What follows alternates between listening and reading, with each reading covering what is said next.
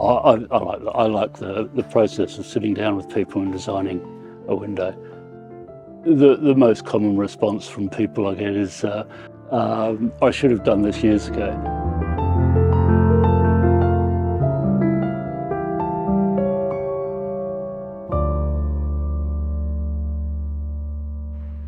Name's Mark Burslem. I'm a leadlighter. I've been doing this since the 1990s, and you're either making new works, new commissions for people that just come in and want one for their door, their window, or a shop front, or repairs. I particularly like doing repairs because, in my view, the lead light or the stained glass is part of our architectural history, and it's important that it's looked after and repaired. So many people it just goes to the dump. This is a small transom window that's been restored. It had about 6 broken pieces of glass in it. It's been pulled apart, the broken pieces of glass replaced. One of the challenges is getting the same glass. In this case, I haven't been able to get exact match for this bronze glass, but got it fairly close. The only work left on this one is to solder it up. One of the risks as well as working with lead is that it's toxic.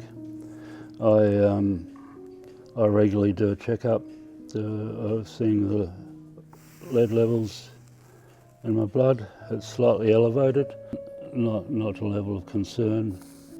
And there's a difference between a repair and a restoration as well. This one's been repaired. I use as much as I can of the old lead in the glass, but a restoration, you'd replace all of the lead. I've got quite a bit of salvage glass over there. The last 10 years or so, the main producers of glass, particularly American glass, have cut their lines quite radically, so it's harder and harder to get old glass. And of course, you know, in the 50s, Australia used to make their own glass,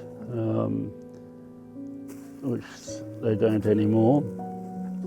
The final part of repairing this window, it now needs to be puttied up and it's ready to be reinstalled. But it's a private house. It was a small window above a door. That's a nice one. The other is doing a commission for somebody. That involves just sitting down with them, talking about colours, design, working out what they want to get from a stained glass window and where it's going to go in the house. Sometimes it's just for privacy, sometimes for colour, ambience, a whole lot of different reasons for doing it. Sometimes it's a replication of an older style, but quite often it's contemporary as well. This is totally contemporary. I had a lovely customer come in the other day and he said he came in with the measurements, everything. He said, I want lots of colour. So this is what he's getting. He'd already had a very good idea of the design that he wanted. So it was quite an easy process. Pliers are great for cutting lead at a relatively straight angle, but if you've got to do an acute angle, the old-fashioned lead knife is much more reliable. So it's got like a channel in it. Yeah, it's already formed, and the lead comes in a whole lot of different sizes and shapes.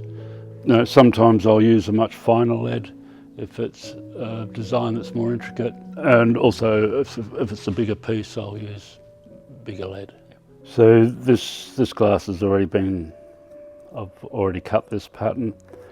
The whole piece gets assembled like this. It's a bit like a jigsaw puzzle, putting it together.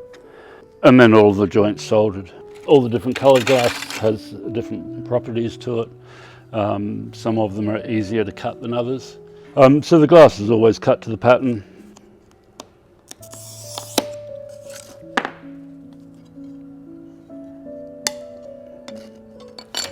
Not hard, straight lines.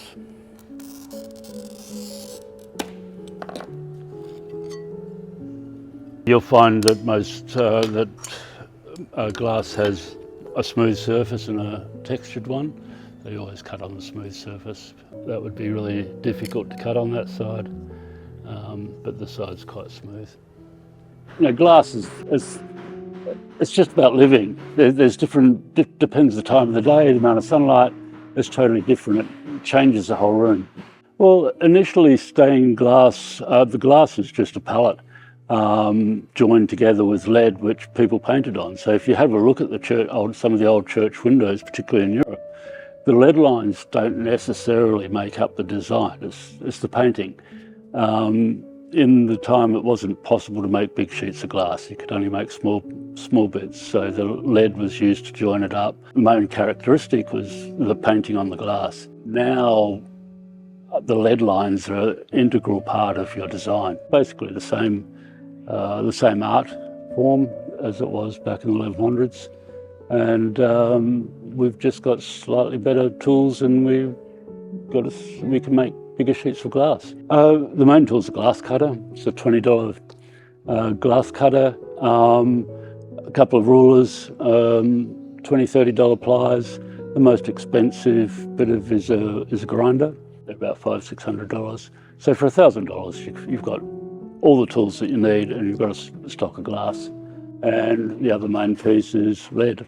So we buy that already in the shape, different sizes that you want for the design you're making. I like the process of sitting down with people and designing a window. I'm particularly open to contemporary windows. I like the use of colour. The last part of it is obviously installation in the house. That's the first time I get a proper view of it as well. For sure, I've made it up, and I can hold it up and have a look at it. The final view is once it's installed in the house or the building. It's lovely because it's also, for me, it's nice to see it finished.